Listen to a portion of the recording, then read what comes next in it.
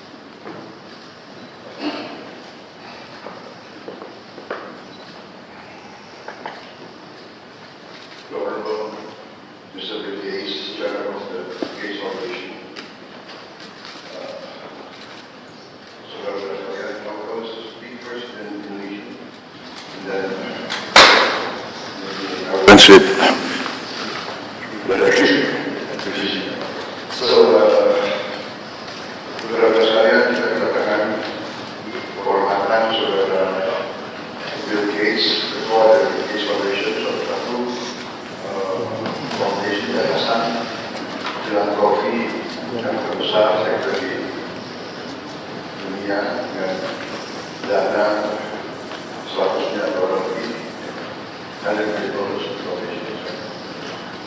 dan mereka memberi bantuan Tiap tahun 9 miliar dolar dan beliau sampaikan dalam tahun yang datang hampir semua dana tersebut akan dikembalikan kepada dia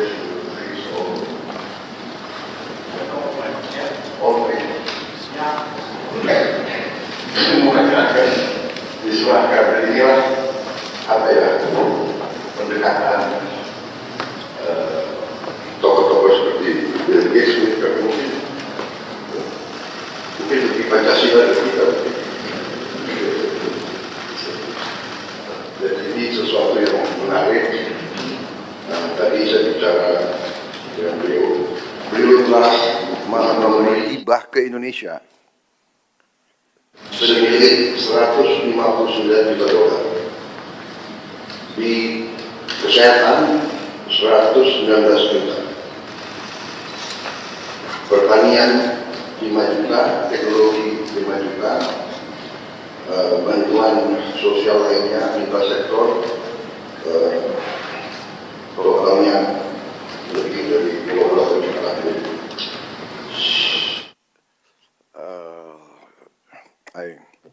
I told the floor that you have assisted us directly in direct donation, more than 159 million US dollars since 2009, mostly into health, terutama hal-hal strategik seperti vaksin polio. Beliau bantuannya 1,3 triliun, dan sekarang kita Bio Farma salah satu produsen 2 miliar dosis vaksin tiap tahun, dan ini untuk dimanfaatkan 42 negara di seluruh dunia, dipakai oleh 902 juta orang. Jadi hal-hal semacam ini, belum lagi vaksin lain, teknologi mRNA, dan teknologi pembuatan vaksin yang luar biasa. Terutama beliau sedang kembangkan vaksin TBC, untuk dunia, tapi Indonesia akan jadi salah satu tempat yang akan diuji coba. Dan kita harus mengetahui bahwa TBC memakan korban kita cukup besar, yang meninggal hampir 100.000 tiap tahun, dan itu tekad kita untuk menurunkan, dan beliau menunjukkan komitmen beliau untuk terus bantu kita di bidang itu. Juga untuk beliau sedang kembangkan vaksin malaria. So basically I informed them of all your commitments to help us control these very dangerous diseases that are endemic in our country, and the success of the polio vaccine. And we look forward to a breakthrough in the malaria and TBC, which I think will not be too far in the future. Saya kira banyak sekali yang bisa kita bicarakan, tapi untuk mempersingkat, kita buka saja. Maybe we invite you to give us a bit of your ideas, your vision for the future. And tadi saya sudah sampaikan keputusan saya sebagai Presiden Republik Indonesia, karena dukungan beliau, bantuan beliau untuk Indonesia, tapi tidak hanya untuk Indonesia, untuk kepentingan manusia. Saya akan menggelar rapat Dewan Tanda Kehormatan, karena saya ingin atas nama bangsa Indonesia memberi bintang tertinggi kita untuk seorang warga negara asing, karena jasa-jasanya untuk bantu rakyat Indonesia dan rakyat dunia. I just announced that I've decided to convene our council for the national awards, and to award Mr. Bill Gates for his contribution to the Indonesian people and the world humanity as a mark of his commitment, dedication to humanitarian causes. And we agreed that I will try to do it in September in New York during the United Nations season. So I think this is a lot, not a lot, all of us will be in agreement that you really deserve this for your contribution to the cause of humanity. Thank you very much. I invite you now to... Please. Well, thanks everybody for coming. I'm excited to be here, and I really appreciate the warm welcome the President has given me. It's an exciting week for me. I had a couple days up in Singapore. The foundation is putting a regional office in there that should allow us to collaborate more closely. The Gates Foundation got started in the year 2000, and so actually it'll be on Thursday after I leave here, I go to New York City, and we'll have a big event to celebrate the 25th anniversary of the foundation and talk about what we've achieved and what our focus will be as we spend the rest of our resources. As you've heard, we mostly work in health, and when I saw that my ownership of Microsoft would be very valuable, I had to ask, what could I do that would have high impact? And I learned about disease and childhood death, and that for many problems like malnutrition or malaria or tuberculosis, there was very little money going into that.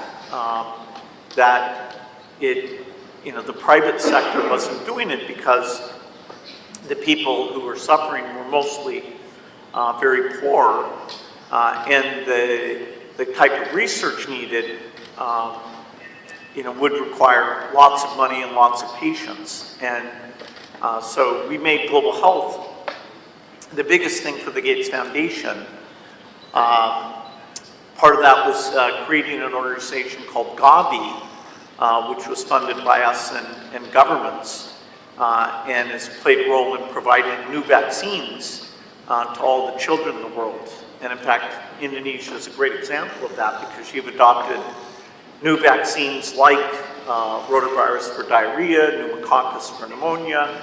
Now HPV is getting rolled out. And Minister Budi is actually on the board of Gavi. He got to know Gavi well during the pandemic when that was a very positive relationship between Gavi and Indonesia.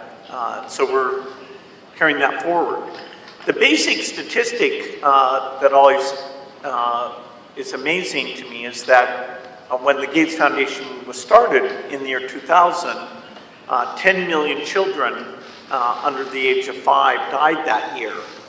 And most of that was because of diarrhea, pneumonia, malaria, or a few things that make children vulnerable in their first 30 days. 90% of the deaths were in one of those 4 categories, and so we committed that we would study those, create new tools, including vaccines, and help get them delivered. And so in fact, the number of children who die under 5 has been cut in half. It's now below 5 million. Now that's 5 million too many. And actually in this region, including in Indonesia, that cut in half is true here as well. So it's been an amazing time period. And there's many new tools coming. You know, we need a tuberculosis vaccine. And in fact, the trials for a tuberculosis vaccine have started, including with the strong relationship here in Indonesia. We have 2 of the sites where we're testing that vaccine are here, and that will help us know how well it works, and then that'll be a benefit to the entire world. You know, so we're doing those trials in Africa and India and here.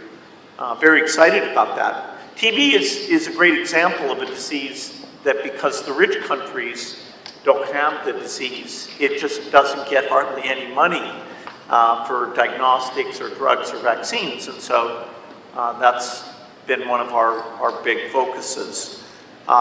You know, lots still to do in health. You know, Indonesia is very serious about malnutrition, and we have a number of proven tools like what we call multiple micronutrient supplement that pregnant mothers can take instead of just taking folic acid and iron. They take a pill that actually has many vitamins in it. And yeah, Indonesia is one of the first to launch that with the goal to get that to all pregnant women very quickly. And it really makes a big difference. You know, a lot of women have anemia, which is an iron deficiency, and so the foundation has an approach where you can just go in one time and get an infusion, and it fixes the anemia. And so over the next year or 2, we'll come up with a plan to roll that out in Indonesia. You know, so a lot still to be done in health, but the innovation pipeline is very strong, you know, including in low-cost medicine. And of course, as we address infectious disease, where we still have this work to be done, you know, then we also need to start working on heart disease and diabetes and other diseases where the tools will be inexpensive. The only other area to mention that the foundation works in is agriculture, trying to make seeds more productive and understand soils and make fertilizer more appropriate, cheaper, because of course many of the lowest income people in the world are farmers, and so if we can make their crop more reliable, more productive, and that's a great thing, including things like chicken and cows, because a lot of the protein and value they get comes from livestock. So it's another area we have good relationships in Indonesia, working on things like banana, where you have a great genetic variety that we can do better on bananas for Indonesia, but also helping avoid some of these diseases. You know, the Gates Foundation loves to encourage philanthropy, and you know, I think philanthropy can be a very powerful force. Of course, it's not a substitute for the private sector or business. It's actually quite small compared to those other two. And yet there are things like piloting new ways of doing education or piloting new medical tools where philanthropy can come in and do it in a unique way. And then if it works very well, over time, you know, government will change the educational approach or the health approach. You know, so, you know, and philanthropy can be a lot of fun. It can be very high impact. And so we've had collaborations, not just with the government, but also with some of the philanthropists in Indonesia. Dr. Tahir's worked with us over the years, the Tanoto Foundation, the Tahir Foundation, a number of you, and you know, we look forward to expanding that. Philanthropy is growing quite a bit. You know, for example, today in India, about half of the work we do is with philanthropists in India. And it's kind of a perfect combination because we understand the global science very well, and the local philanthropist understands how you communicate, how you work with the government. They can go and see, is it really working, is it not working? And so these collaborations, I'm hopeful that we'll have more of those in the future. You know, even though there's a lot of challenges in the world today, you know, some of the aid budgets are being cut in the rich countries because of the Ukrainian war and other challenges. I actually am optimistic that even if in the short run, in some parts of the world, particularly Africa, that the death rate may actually go back up a bit. If we take a longer time frame, you know, and look at the next 20 years, I think we can achieve a lot. We can finish polio. The only disease that was ever eradicated was smallpox, and so polio would be the second major disease. We're very close to doing that.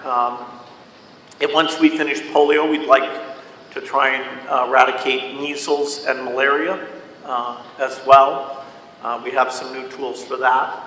And of course, you know, part of my optimism about the innovation is because we have now artificial intelligence. And artificial intelligence, you know, I can't state strongly enough how amazing this tool is, even in the last 6 months. The improvement, you know, I know Satya Nadella from Microsoft was here last year talking about data centers and working with the government on those, some of those things.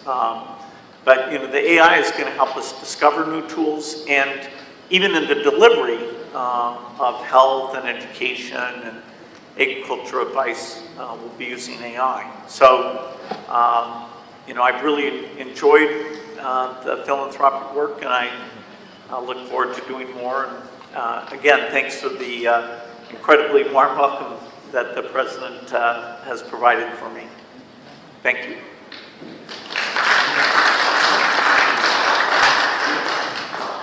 Mungkin ada yang mau menyampaikan pandangan atau pertanyaan, saya persilakan.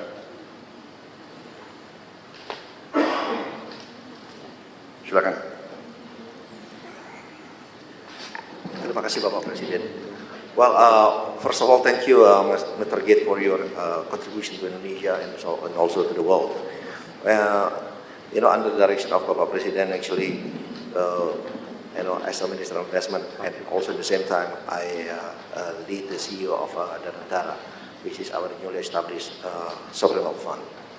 And actually, yesterday morning, we had a discussion with your team, because in Nusantara, we also setting up the Nusantara Trust Fund, setting up the Nusantara Trust Fund, and on the internal discussion, we are committed actually to put 1 to up to 2.5% of our dividend payout ratio.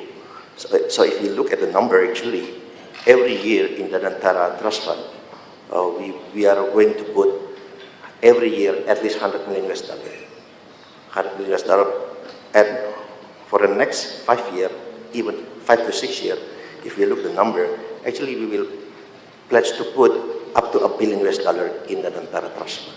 So there's a potential collaboration with Gates Foundation also, because we are looking also in the same line of industries such as education, health, sanitation, and poverty alleviation. So again, there's potential collaboration, and we look forward get your feedback also on this. Thank you. And ladies and gentlemen, I'm working with Pak Rosan basically because every year I have a 1 billion rolling over grant for all institutions, and most of them come from the Gates Foundation, like Global Fund. Yeah. And that is where I learned that in developed countries, the philanthropy funding average is 2% of. So the potential in Indonesia with 1.5 trillion GDP is 30 billion US dollar per annum. However, many Indonesians would like to give, but the money is not through Indonesia, but through other countries. Because during COVID, I received a lot of grant from Pak Mukhtar, Sinar Wijaya, from Dato Foundation, but through other countries. The reason is because we don't have a trusted entities, because trust cannot be forced. It has to be earned. So that's why I talked with Pak Rosan, maybe we can establish, copying what Temasek Trust has, creating a Danantara Trust. And I wish Pak Bill, you can sit at the board with Pak Ray Dalio, your friends, because Pak Ray Dalio and Bill Gates also sit at the board of the Chinese philanthropic education. Pak Rosan have the ample of money as a catalytic functions, and I believe all of our friends here can contribute also, and you can also help to contribute. And Pak Gates have a systematic management that can help us earning the trust for these people so they can start giving the money to us. Thank you.